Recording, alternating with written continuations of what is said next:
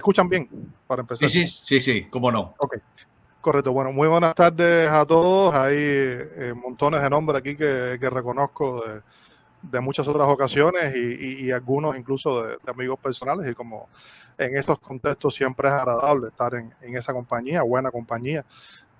Lo que yo quiero presentar hoy es algo que en realidad hemos discutido en múltiples ocasiones y que yo mismo he presentado en algunos momentos, así que voy a tratar de abordarlo de una manera, o tratar de llevarlo a lo que está pasando ahora mismo, porque en realidad no se puede entender la realidad cubana en ninguno de sus momentos a lo largo de por lo menos los últimos 200, 300 años, sin hablar de las relaciones entre Cuba y Estados Unidos. La relación con Estados Unidos es sin duda uno de los factores claves en el desarrollo de la historia cubana, y de los últimos ya 63 años por lo menos, yo me atrevería a decir que los últimos casi 120 años, esa relación con Estados Unidos y particularmente la política de Estados Unidos a Cuba ha sido un factor muchas veces decisivo en el curso de la historia cubana, ya sea por la manera en que ha configurado la realidad dentro del país, ya sea por la manera en que sectores de la sociedad cubana o la sociedad cubana en su conjunto ha reaccionado ante esa política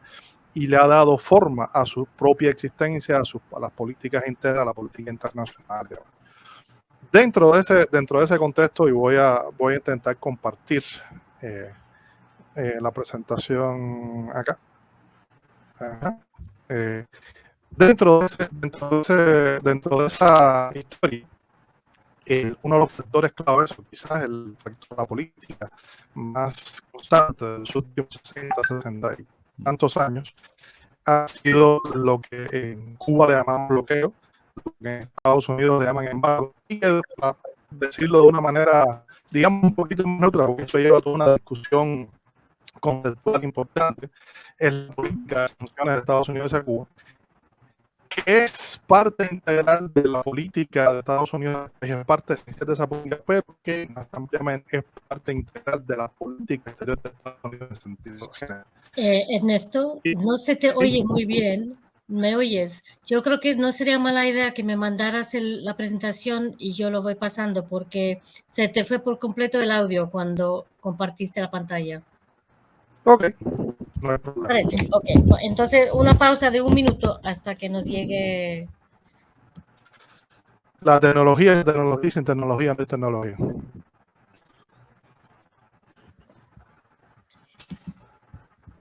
¿Me oyen? ¿Me escuchan? Sí. Ahí está Raúl.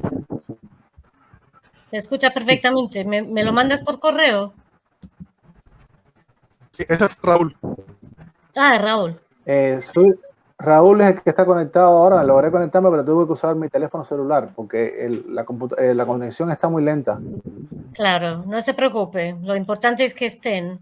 Pero le estoy diciendo a Ernesto que a lo mejor si él me manda el PowerPoint, yo lo comparto desde mi computadora y así se le oye mejor. Claro. De acuerdo, si ya que estoy en esto, si Raúl quiere empezar, mejor, porque ese es el orden que están pensadas las presentaciones. Ah, bueno, entonces si quieres, perfecto. Entonces, Raúl, adelante si quiere. Sí, está bien. Mi presentación tiene un poquito más de carácter histórico, si se quiere, o de unos aspectos, ¿no? El título es, si se me escucha bien, las sanciones económicas como pilar de la política de Estados Unidos hacia Cuba a partir del 1959.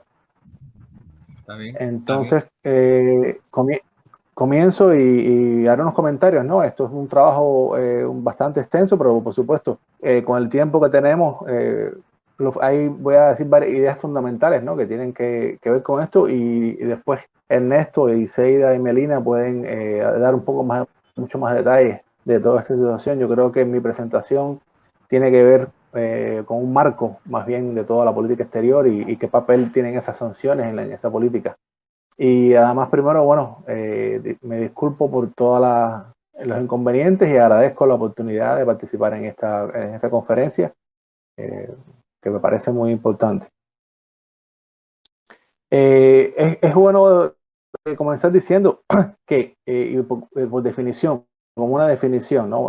Algo que puede ser para muchos una verdad, pero bueno,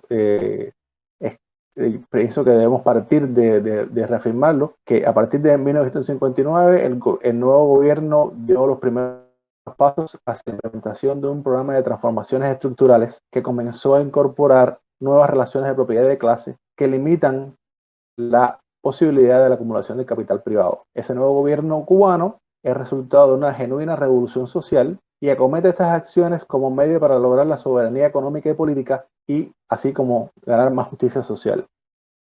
En términos de política exterior, ¿qué significa esto? Significa una ruptura con las relaciones de dependencia económica y subordinación a los intereses geopolíticos de Estados Unidos. Ese, para mí, es un punto de partida importante, aunque como decía, esto es algo que estoy seguro que muchos de los que están escuchando conocen. Las sanciones económicas han sido parte importante de la estrategia de Estados Unidos contra procesos nacionalistas y contrahegemónicos en América Latina. También es algo de lo que se puede hablar mucho. Y Cuba, como pequeño estado insular con una economía agrícola básicamente de monocultivo y extremadamente dependiente de fuentes externas de financiamiento, era vulnerable a las acciones de Estados Unidos en ese sentido. Desde entonces, desde 1959 prácticamente, gobiernos cubanos han tenido como sus principales objetivos la diversificación de las relaciones económicas internacionales de la isla en un esfuerzo por superar el modelo de dependencia económica arraigado en una historia de colonialismo y neocolonialismo. Cuba, como pequeña isla en el Caribe, no puede satisfacer sus necesidades de capital, inversión de capital, tecnología, energía y bienes manufacturados e incluso alimentos, que ahí tenemos una discusión, pero es importante también tener eso en cuenta. Y ahí radica un enorme desafío y el significativo impacto del sistema de medidas coercitivas unilaterales que Estados Unidos ha impuesto a Cuba desde esos años. Baste señalar, por ejemplo, que la administración Eisenhower, que es la administración que de cierta manera recibe al nuevo gobierno revolucionario, comenzó a usar las presiones económicas como un pilar fundamental desde el principio. Si ponemos un solo ejemplo, en julio del 60 se comenzó a disminuir sistemáticamente la cuota azucarera de Cuba en el mercado norteamericano, en el año 60, 61 y 62. Esto que implicaba, el azúcar era entonces el producto fundamental de las exportaciones cubanas y Estados Unidos era su principal mercado. Y Cuba disfrutaba de un tratamiento preferencial en este aspecto.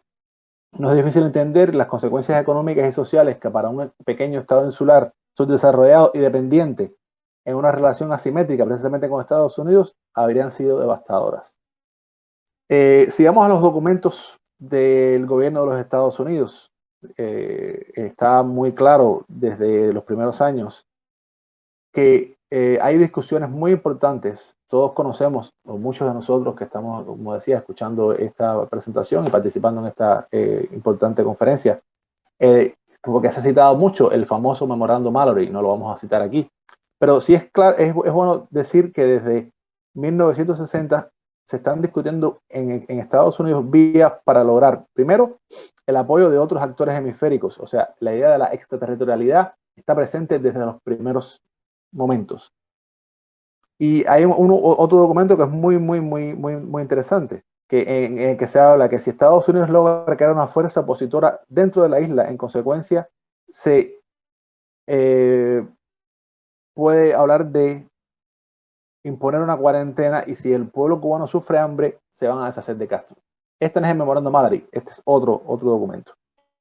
El carácter abarcador de lo que sería un sistema de medidas coercitivas unilaterales queda totalmente enunciado en un intercambio entre el Departamento del Tesoro y el Departamento de Estado en 1961, donde incluso se habla de la posibilidad o lo deseable que pudiera hasta llegar a hacer un bloqueo naval a Cuba para impedir el comercio cubano. Adicionalmente, como se ha documentado, la agresividad de la administración Kennedy, quien sucedió a Eisenhower, no se limitó a acciones públicas. Por ejemplo, en 1963, los funcionarios estadounidenses, y esto es otro documento del gobierno de Estados Unidos, insistían que el embargo solo podría tener éxito si se acompañaba de un programa sostenido de sabotaje contra los sectores claves de la economía cubana. Así lo indica un informe de la CIA, y la idea fundamentalmente es obtener el máximo impacto en las sanciones a Cuba. Algo también claro que debemos decir, y repito, mi presentación va a servir de marco para lo que va a venir después, es que lo que los funcionarios estadounidenses y mucho de lo que el llamado mainstream media habla de el bloqueo, el embargo, perdón, comienza formalmente el 19 de octubre del 60, cuando se invoca la ley de comercio con el enemigo y se comienza a tomar esas medidas. Después se aprueba ya en la presidencia de Kennedy la ley de asistencia para el exterior, que prohíbe toda la ayuda a los países comunistas, o sea, que ya están considerando a Cuba como parte de un bloque de adversario, y el bloqueo total en general se comienza a ver a partir del 3 de febrero de 1962 con la proclama 3447, que prohíbe la importación a los Estados Unidos de todos los bienes de origen cubano desde o a través de Cuba, o sea, a través de Cuba. Este bloqueo, como decimos desde Cuba, es un conjunto de sanciones económicas unilaterales que tiene entre sus logros, puede decir, no es un logro para nosotros, por supuesto, ser el sistema más tiempo. Quizás no sea más el más abarcador, pero sí el que más ha durado en tiempo. Y se emplean todos los métodos que están disponibles para un Estado sancionador. Control de comercio, tanto de exportaciones como importaciones, suspensión de ayuda para el desarrollo, esto es un tema en sí mismo. Todos sabemos que la USAID sí genera fondos y que tiene que ver sobre Cuba, pero no son para ayudar a Cuba, son para otros objetivos. Precisamente ayer el viceministro cubano Cosío hablaba de ese tema. Congelación de activos financieros, suspensión para ayuda al desarrollo y acceso a fuentes, o sea, limitar o prohibir el acceso a fuentes de financiamiento internacionales.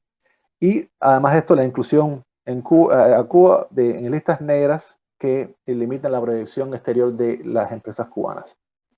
Estas medidas en forma de sanciones económicas tienen, como hemos dicho anteriormente, un alcance extraterritorial considerable desde los primeros años, como hemos visto, y genera un efecto paralizador o un efecto enfriamiento para el empeño cubano de diversificar sus relaciones internacionales. Este impacto es sustancial sobre potenciales socios comerciales e inversionistas extranjeros en Cuba. El sistema de sanciones económico contra Cuba ha sido definido por algunos autores como Salim Lamrani o Andrés Saldívar, un autor cubano, como una estrategia política económica para lograr una verdadera guerra económica. Hay otros autores que hablan de que se busca lograr el empobrecimiento de Cuba. En consecuencia, estas sanciones logran un gran daño para la economía del país y para su capacidad de mantener y desarrollar la infraestructura, acceder a tecnología y obtener inversión extranjera directa, entre otros aspectos relacionados con el desarrollo. Las sanciones económicas, con esta caracterización que estamos presentando aquí, también este sistema de sanciones económicas contra Cuba son muy debatibles y muy cuestionables desde la ética de las relaciones internacionales. Aunque las sanciones no es algo nuevo, sí podemos decir que las sanciones económicas deben ser, de acuerdo con las instituciones de las Naciones Unidas, el Consejo de Seguridad, deben ser multilaterales y deben tener el mandato o el apoyo de una organización supranacional, en este caso, por supuesto, el Consejo de Seguridad de las Naciones Unidas. Esto es algo que no sucede en el caso de Cuba. El artículo 41 de la Carta de las Naciones Unidas establece medidas económicas u otro tipo para el mantenimiento, la restauración de paz y la seguridad internacionales sin utilizar el término de sanciones para designar tales medidas. Pero solo se deben poner en práctica con la aprobación del Consejo de Seguridad, algo que no sucede en el caso del sistema de sanciones o de medidas coercitivas unilaterales contra Cuba. El propósito teórico de emplear sanciones es forzar el cambio de comportamiento de los estados que actúan al margen de las normas internacionalmente reconocidas por esta Carta de las Naciones Unidas. O sea, no hay nada que indique que el Estado cubano está actuando al margen de la Carta de las Naciones Unidas, no invade a un vecino, hay muchas cuestiones que se pueden ver en este caso. Para los estudiosos de la ética de las relaciones internacionales, argumenta que las sanciones económicas no deben usarse como una herramienta de política exterior porque afectan tanto al país objeto de sanciones como al Estado sancionador y rara vez tienen éxito, mientras que al mismo tiempo dañan a la población del país sancionado en general. O sea, este sí es el caso de Cuba. El impacto humanitario que tienen las sanciones, el sistema de medidas coercitivas unilaterales de Estados Unidos contra Cuba es enorme en la población cubana en general. Las sanciones económicas desde este punto de vista no son justificables sobre la base de una ética utilitaria, o sea, es decir, una acción es justificada si tiene consecuencias beneficiosas. Y en este caso, en el caso de Cuba es todo lo contrario. Es un Estado sancionado con un sistema muy abarcador que no comete ninguna violación de la Carta de las Naciones Unidas ni violaciones del derecho internacional. Sin embargo, la potencia extranjera le impone un sistema de sanciones.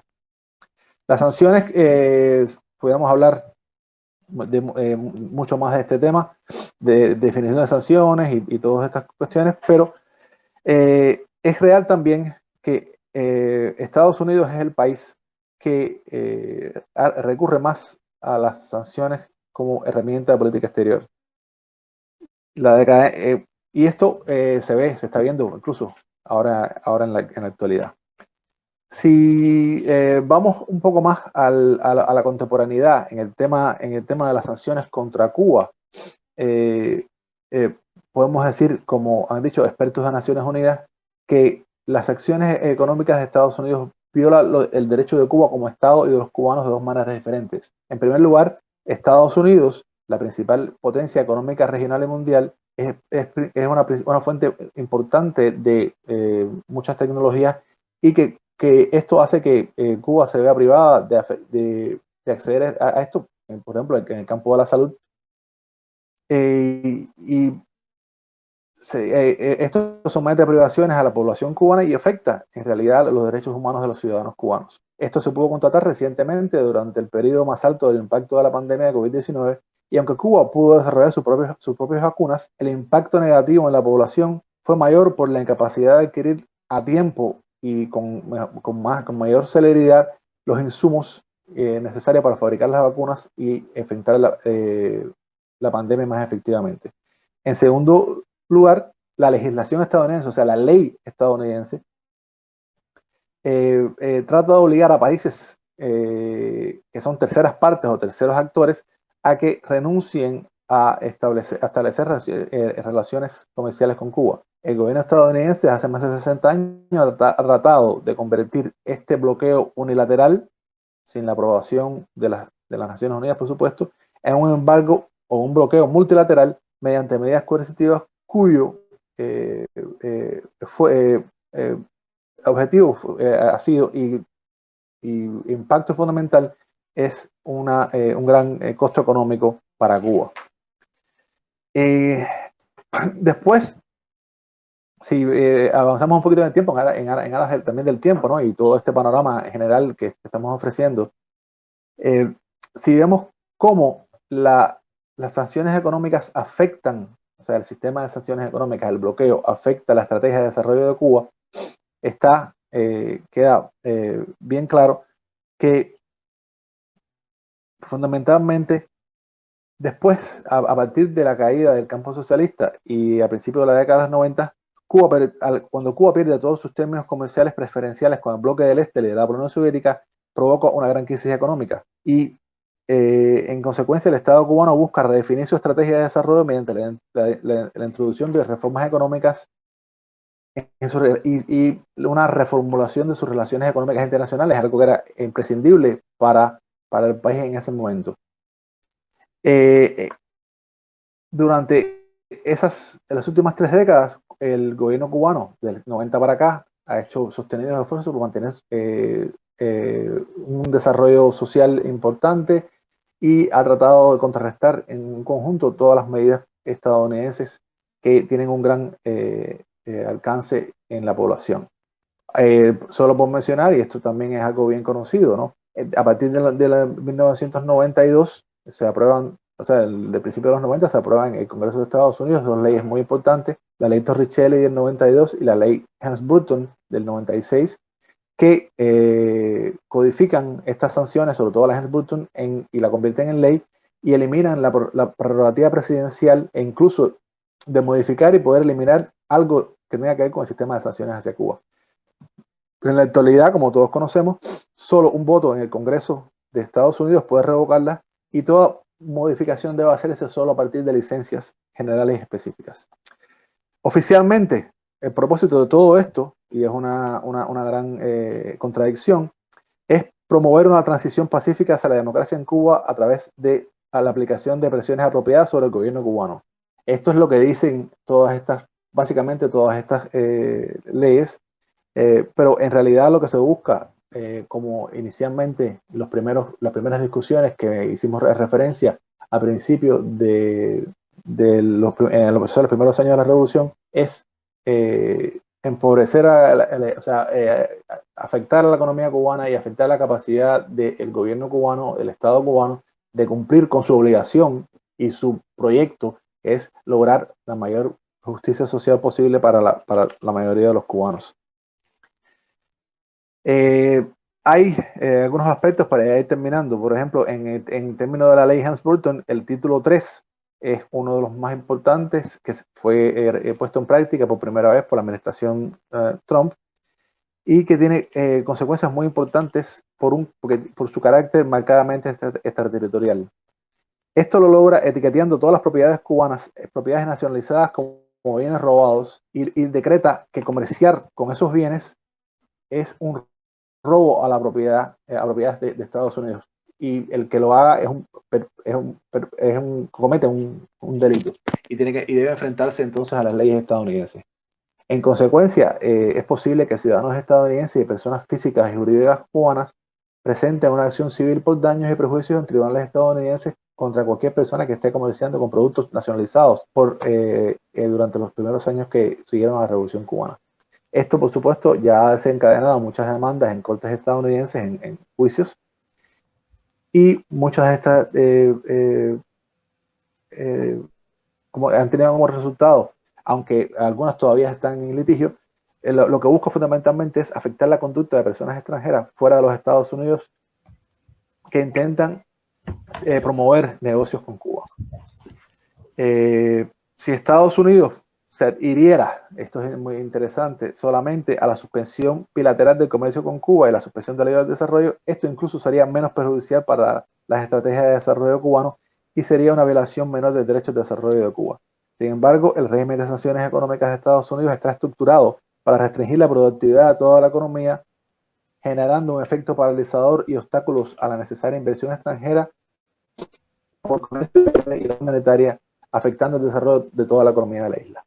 El sistema estadounidense de medidas coercitivas unilaterales afecta el derecho al desarrollo de toda una nación, como está reconocido en la Carta de las Naciones Unidas y además por la Resolución 41-128 de la ONU, que es de 1986, que es la Declaración sobre el Derecho al Desarrollo, que define que oficialmente el derecho al desarrollo como un derecho humano y se reconoce a la persona humana como sujeto real del desarrollo, que incluye la alimentación, la vivienda, el empleo y la atención a la salud. Esto fue adoptado en el 86 y en realidad todo este sistema que a muy grosso modo hemos descrito es un obstáculo muy importante para el logro de este derecho que tienen todas las naciones, que es el derecho al desarrollo, o sea, llegar a tener un desarrollo en el caso cubano, con equidad y justicia social.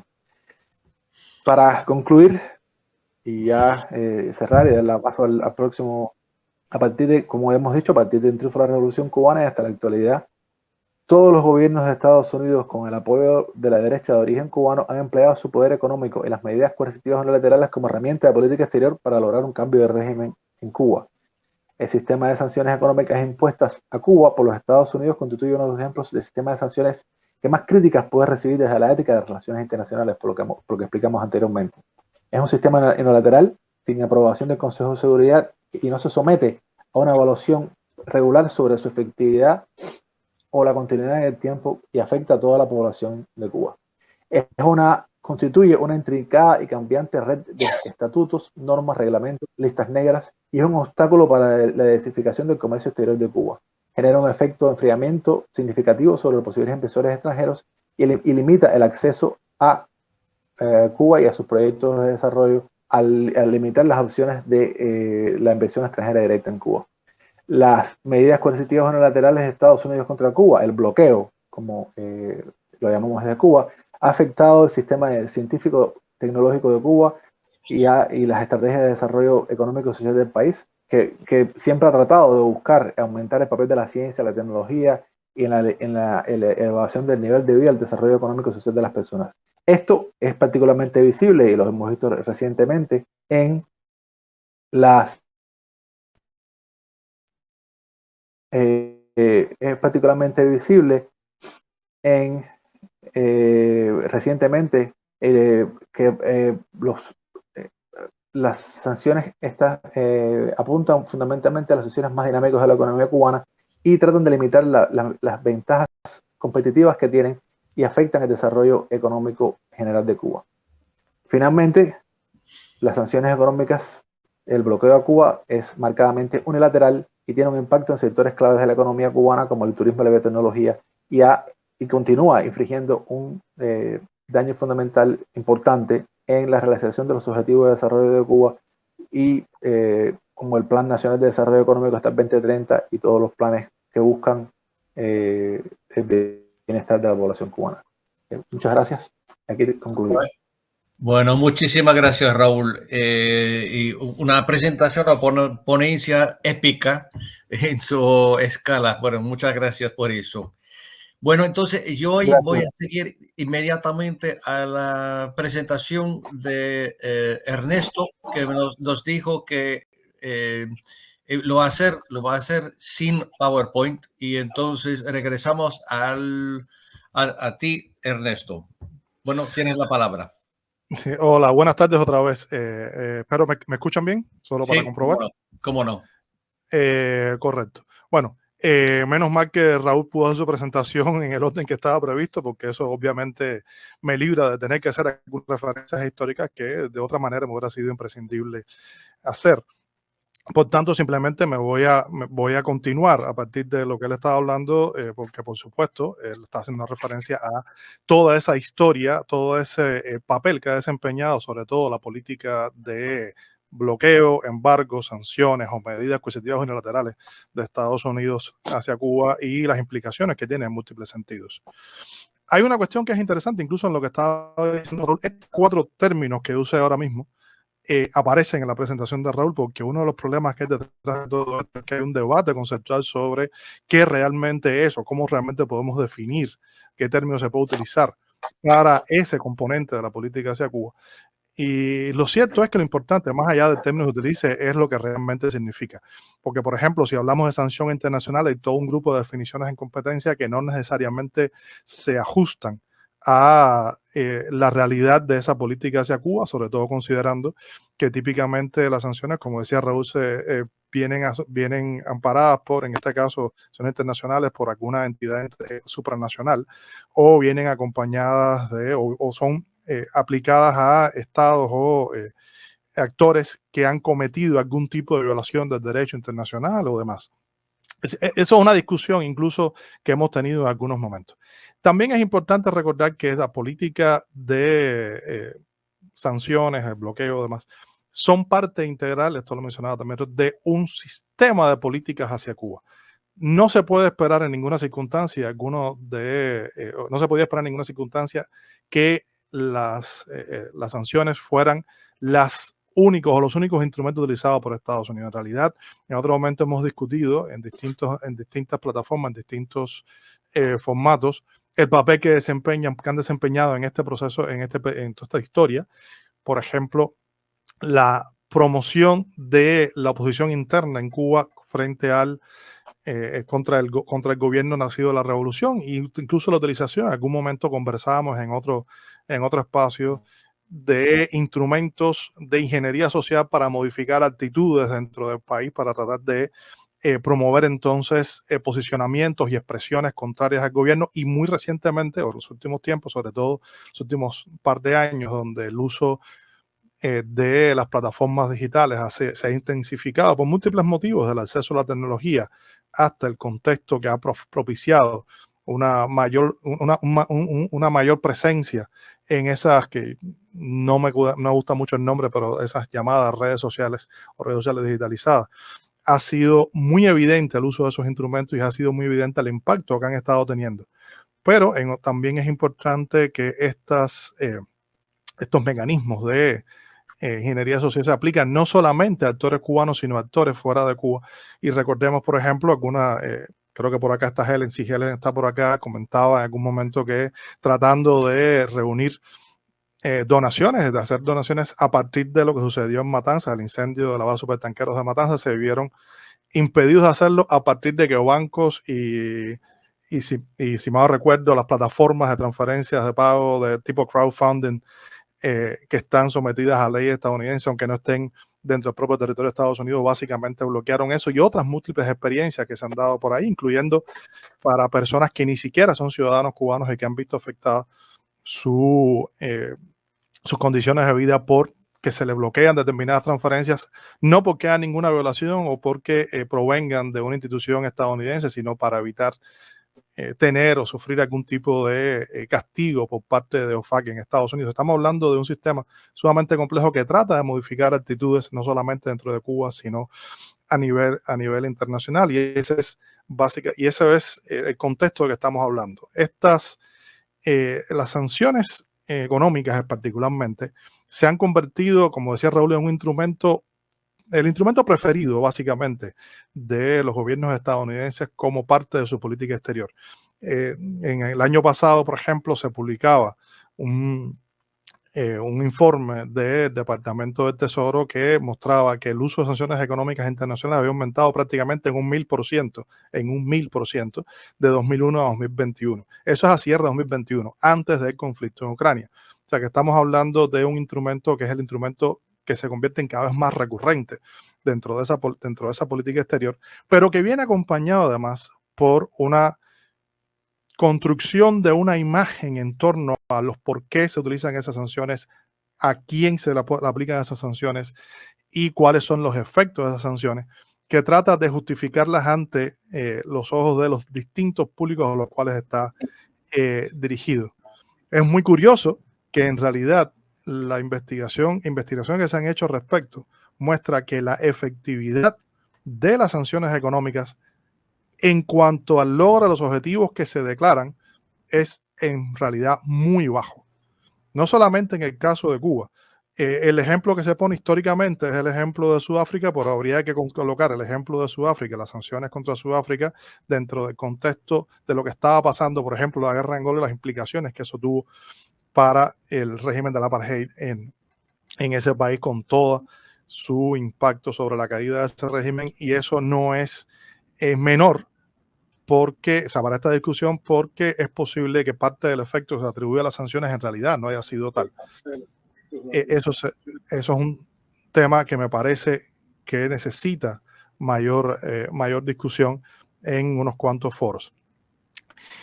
En el caso cubano es evidente que las sanciones no han funcionado en el sentido de lograr una caída de régimen en Cuba, como es que el cambio de régimen, que es que es el objetivo final, pero es esto que han tenido un impacto muy negativo sobre el país, es el mayor problema para el desarrollo del país. Ahora, lo que a mí realmente me interesa discutir ahora mismo, conversar ahora mismo para plantear este tema, porque sobre los detalles de las sanciones en la siguiente presentación abunda en esto, es cómo explicamos ese incremento de las sanciones y particularmente su uso en el momento en que estamos, en este año 2022 en que estamos viviendo. Año 2021, 2022 y demás, pero bueno, en este año que estamos viviendo. El primer punto es que está claro que estas sanciones no son, y si miramos a toda la política exterior, no son específicamente algo creado para Cuba, ni son algo que se aplica al caso cubano porque haya un cálculo, vamos a decirle, detenido, profundo, sofisticado, el término que se gusta mucho en Estados Unidos, sofisticado, de las posibles consecuencias y los valores que eso puede tener, sino que es parte de esa construcción, de esa política exterior. Y es la reacción, en primer lugar, al reacomodo que se está viendo en el sistema internacional. En la región latinoamericana, una cosa que es muy visible es que la marea rosada que le llamaron en su momento y que parecía que retrocedía, no fue completamente barrida y hay procesos de izquierda importantes y hay un panorama político en la región muy, muy fluido. Pero incluso más importante que eso es la evidente fractura que se está dando en el sistema internacional ahora mismo con la formación de un bloque de poder que es distinto de Occidente, y lo que estamos viendo ahora mismo es un enfrentamiento en la arena global entre ese Occidente con Estados Unidos a la cabeza y las potencias emergentes, en primer lugar China y Rusia. Y aquí estoy hablando no solamente del conflicto en Ucrania, estoy hablando por supuesto también de todas las tensiones que se han generado en el entorno de Taiwán y el calentamiento, como se dice en términos un tanto coloquiales, de la situación en esa parte del mundo. El punto con esto es que en ese contexto las sanciones se han aplicado de manera creciente a actores cuyo comportamiento se quiere modificar o al menos se quiere detener su crecimiento. Sanciones contra Rusia en masa, sanciones contra empresas chinas, entre otras cosas, y quizás el mayor factor para esto está en lo siguiente, porque en este punto, cuando evaluamos las distintas fuentes de poder para Estados Unidos, la mayor de ellas hoy, me parece que es bastante evidente, es el dólar y su uso como principal divisa en el sistema, en el comercio mundial, en el sistema financiero internacional, en todo tipo de transferencias. Si mal recuerdo, la última cifra es que el 88% de las transacciones que se hicieron durante el último año fueron en dólar, lo cual le da al Departamento de Tesoro y particularmente a los FAC la capacidad de golpear las economías de otros actores y lo utilizan como instrumento ante, primero, la incapacidad manifiesta de otros instrumentos, incluso el uso de la fuerza militar, que ha perdido una buena parte de su, vamos a decirle, capacidad para influir a otros. Puede destruir, pero de ahí a ser útil en el cambio o una modificación de balance de poder a nivel global es más cuestionable, sobre todo por los efectos que se han visto en el Medio Oriente, Afganistán, además donde no han tenido ese efecto a largo plazo. A las sanciones contra Cuba habría que actualmente ubicarlas en ese contexto. Cuba no tiene el alcance que tiene China y Rusia en términos de, ni remotamente, en términos de actor, como actor internacional, pero definitivamente en un contexto de reajuste de poder y de reajuste de relaciones de poder en el sistema internacional, y sobre todo estando Cuba en la región de las Américas, el sacarse de arriba la molestia que puede representar Cuba en la consolidación o sostenimiento de una relación de poder sería muy útil para Estados Unidos, además de otros intereses que ya existen dentro de ese país en torno a la continuación de esa política. Es curioso que en el caso de Rusia, en las sanciones que se están aplicando ahora mismo y que, por cierto, no están funcionando de la manera en que supuestamente se preveía desde Occidente, esas sanciones se han aplicado sobre la base de un conflicto internacional en el cual se considera desde Occidente a Rusia como parte agresora y se han aplicado sanciones en este sentido. Dicho sea de paso, no han funcionado las sanciones como se espera, pero también es importante considerar que hay actores que sí se favorecen en un contexto de sanciones, desde empresas actualmente empresas que venden energéticos a Europa, la venta de gas licuado a Europa, por ejemplo, es una de las grandes ganancias para empresas estadounidenses en la actualidad.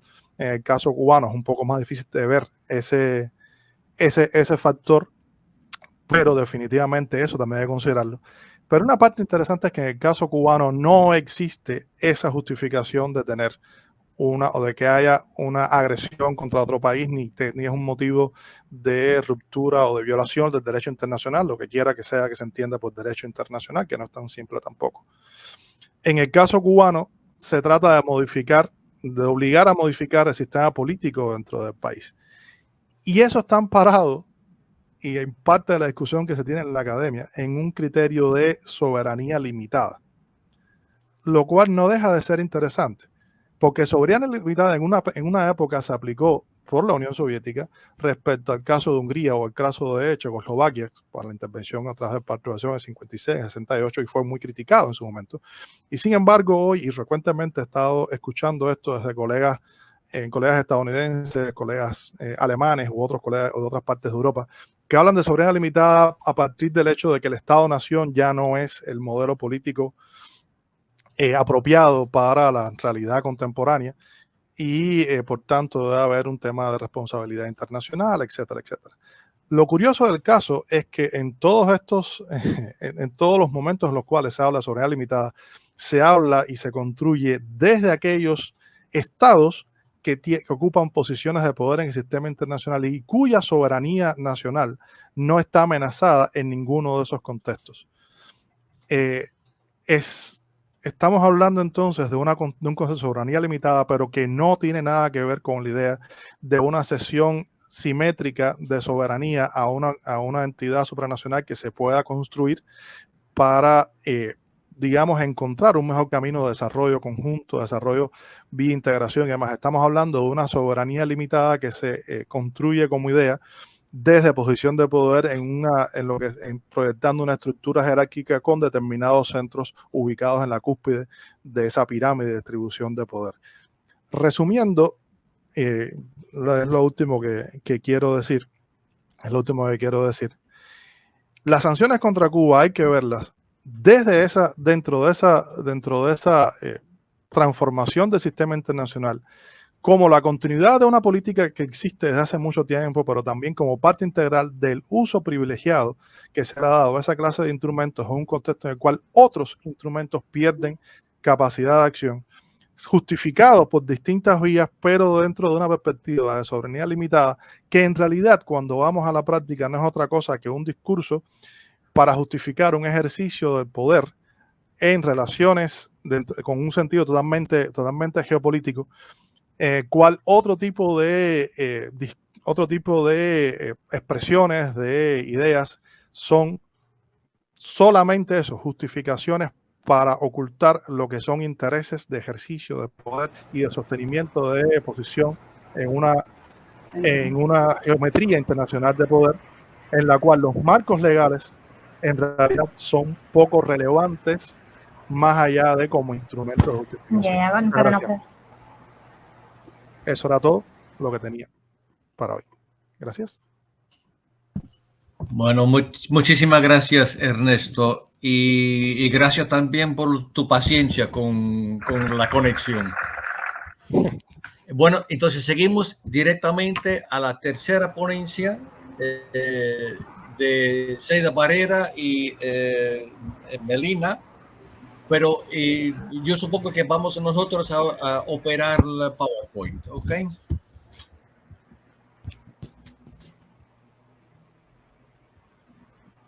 Zeida, Melina, ¿están ahí? Sí, estamos acá. Ah, sí. Perfecto. Entonces voy a ver si puedo... Un momentito. Y así... Y así. Sí, cuando digo que vamos nosotros a operar la PowerPoint, evidentemente no lo estoy haciendo yo. ¿Ven? ¿Lo sí, ven? Se ve. Se ve. Ok, muy bien. Entonces me dicen cuando vamos siguiendo, ¿no? Sí, se le indica cuando pueden ir pasando los diapos. Perfecto. Gracias. Muchas gracias. Bueno, cuando quiera. Bueno, si pueden ponerlo en la pantalla completa, por favor. ¿Así? ¿Se ve? Sí. Ya. Bueno, buenas tardes. Reiterar el saludo. Por acá estamos Zeida y Melina. Nuestra presentación viene siendo la continuidad de lo que ha hablado el profesor Raúl y el profesor Ernesto. Nuestro tema de investigación son las sanciones y flexibilizaciones de Estados Unidos a Cuba en el periodo 1994 a julio del presente año, base de datos internacionales y mapeo. Queremos compartir parte de nuestros resultados de investigación que llevamos 2 años trabajando en ello. Si pueden pasar la siguiente diapo, se los agradeceríamos. ¿Se ve?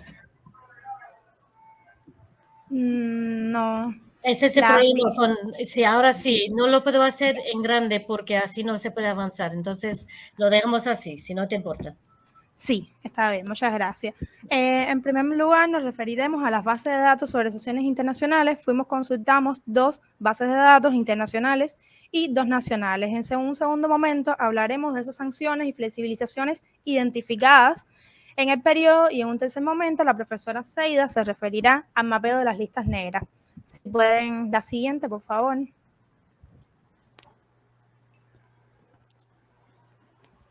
Bueno, la base de datos sobre sanciones internacionales. La primera base de datos que consultamos fue The Global Sanction Database, que comprende el periodo de 1950 a 2016. Esto es una base de datos internacional muy popular, dado que abarca las sanciones globales impuestas de países a otros. En el caso de Cuba, en un periodo tan extenso, solo identificamos 10 sanciones, una cifra poco significativa, lo que llevamos 6 décadas ya de bloqueo ininterrumpido y de sanciones ininterrumpidas. La segunda de las bases de datos consultadas fue USAN, que es una base de datos referida para las sanciones de la Unión Europea. En este caso también identificamos sanciones de Estados Unidos hacia Cuba, solo identificamos en el periodo 2006 sanciones. En el caso de la base de datos del MINREX, es la base de datos del Ministerio de Relaciones Exteriores de Cuba, es una base de datos nacional. En ella identificamos 121 sanciones, pero no puedo decir propiamente que es una base de datos, dado que incluyen noticias y hechos relacionados con el bloqueo, pero que no entran en el propio concepto de sanciones internacionales. Y la cuarta base de datos es la de CECEU, le pusimos el nombre, es de elaboración en conjunto. El nombre se debe a el centro donde elaboramos. En el periodo es la base... ¿Se oye? Sí, se oye. Ya. Tiene 179 sanciones, que es la más extensa durante el periodo. Si pueden pasar la próxima, por favor. Un poco para explicar nuestra base de datos. Nuestras fuentes son fuentes públicas a las cuales cualquiera puede tener acceso.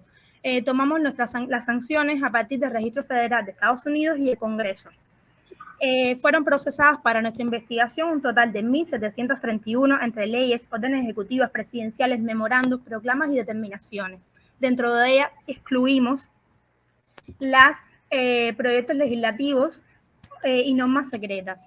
Otra de las novedades de nuestra investigación fue llegar a un concepto, una definición de sanciones internacionales, dado que las sanciones impuestas por Estados Unidos y Cuba entran en la categoría de sanciones unilaterales.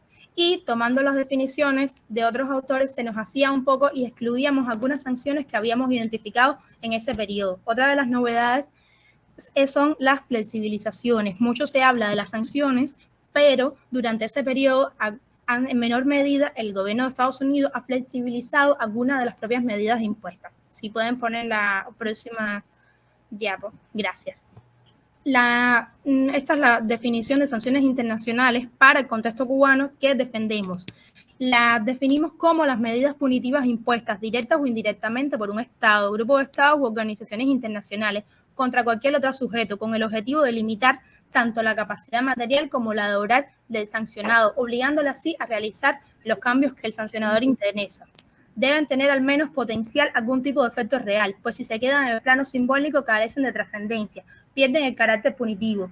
Y a esto ya un poco se refería el profesor Ernesto cuando decía que el objetivo de las sanciones impuestas por Estados Unidos, en palabras de ellos mismos, dicen que es tumbar, disculpen la frase coloquial, el régimen en Cuba. La próxima, por favor.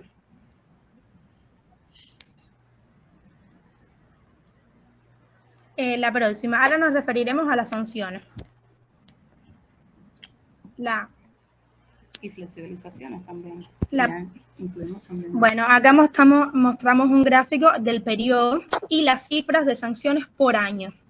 En este caso, como se puede apreciar, el 2019 fue uno de los años donde mayor sanciones se le aplicaron. ¿Se oye? Sí, se oye. Con un total de 18 sanciones, resultado de esa política recrudecida de Trump hacia la isla. Y los años, durante la segunda administración de Obama, se ve un ligero descenso en el tema de las sanciones debido a ese restablecimiento de las relaciones Cuba-Estados Unidos, resultado de la política. En el gris o verde, más bien, se ven las medidas flexibilizatorias del bloqueo, que si se pueden ver en comparación con las barras azules son inferiores por año, excepto el año 2016, resultado de esa política de restablecimiento, de la apertura de las relaciones Cuba-Estados Unidos, de la visita de Obama. Y también podemos apreciar que en los años 2020 y 2021 no hubo ninguna flexibilización a bloqueo de Estados Unidos contra Cuba, resultado de esa política de administración. Y a día de hoy, el gobierno de Biden solo ha aplicado una medida flexibilizatoria. A continuación, Saida continuará con la presentación. Sí, muchas gracias. Por favor, la próxima diapositiva. Gracias. Aquí nosotros hicimos un pequeño estadio de tiempo para clasificar las distintas sanciones que utilizamos. Y aquí puede observarse que el 72,6% tiene un carácter eminentemente mixto, porque tuvieron fines políticos y económicos. Y puede verse también en el tema de las flexibilizaciones, eso lo vamos a ver justo ahora, por favor, la próxima.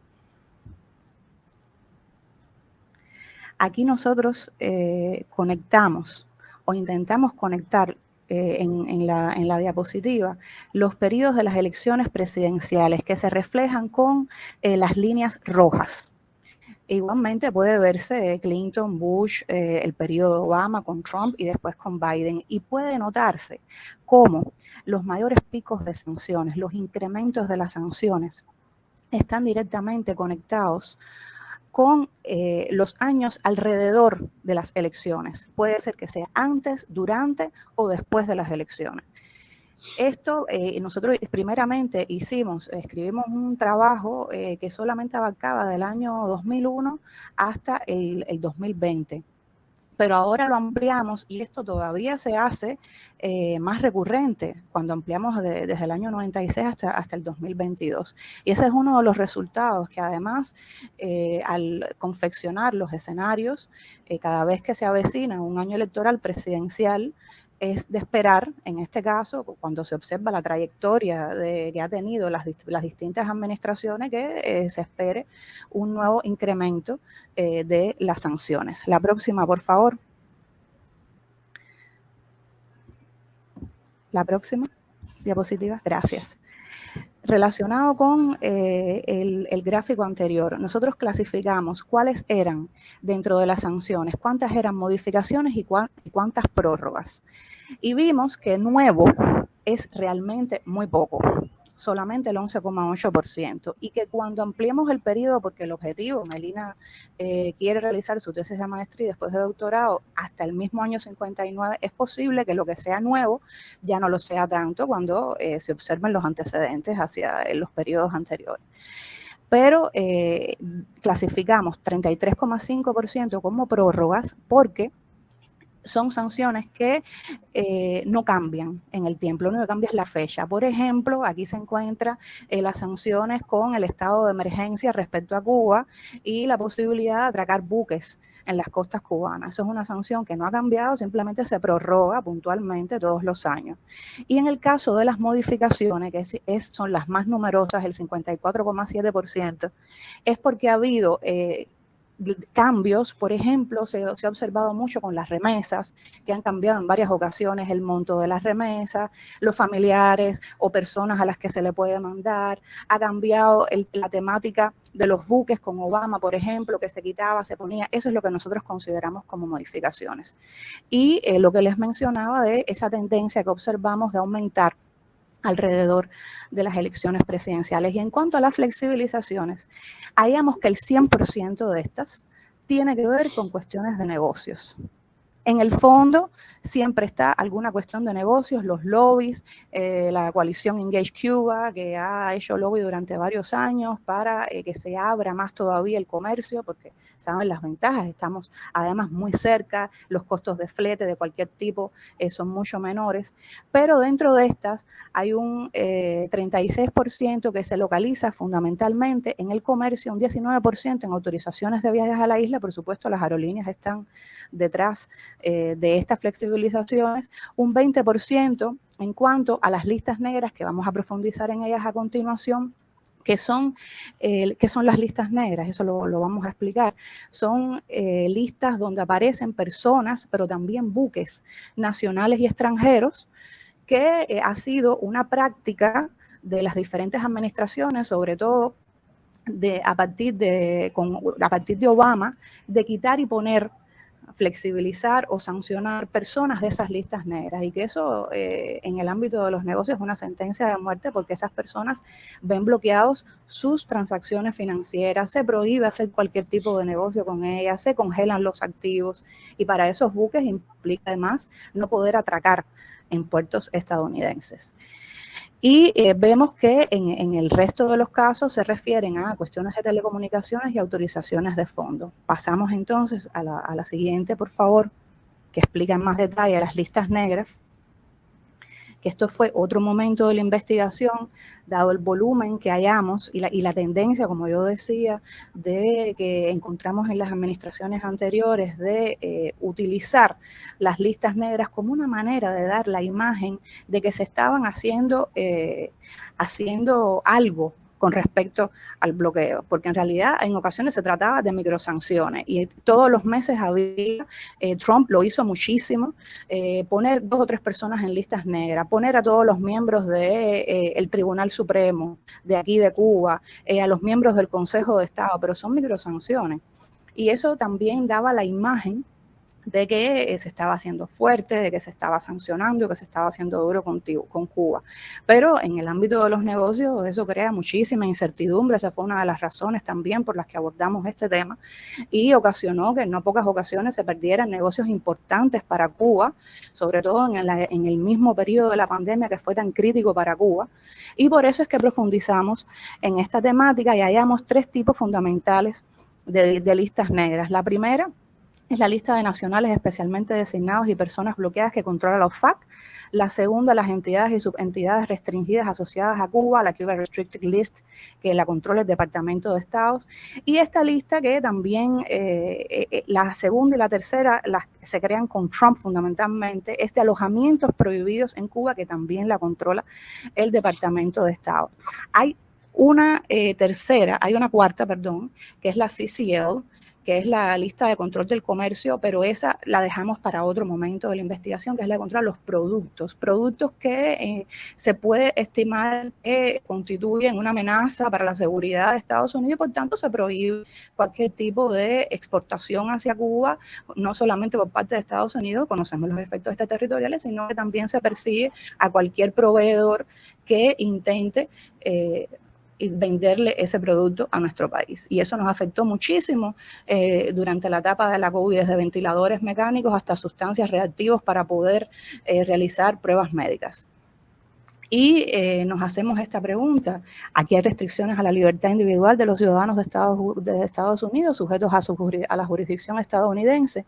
Y sí, por supuesto que la hay. Y sabemos que recientemente, sobre todo viendo las decisiones de la Corte Suprema, la defensa histórica que se le hace a este principio de la libertad individual, sin embargo, en este sentido no se cumple. La próxima, por favor, que presentaremos, que es un mapeo, por favor, la próxima, es un mapeo de las listas negras donde fuimos ubicando los distintos países. La próxima diapositiva, por favor. No lo ven.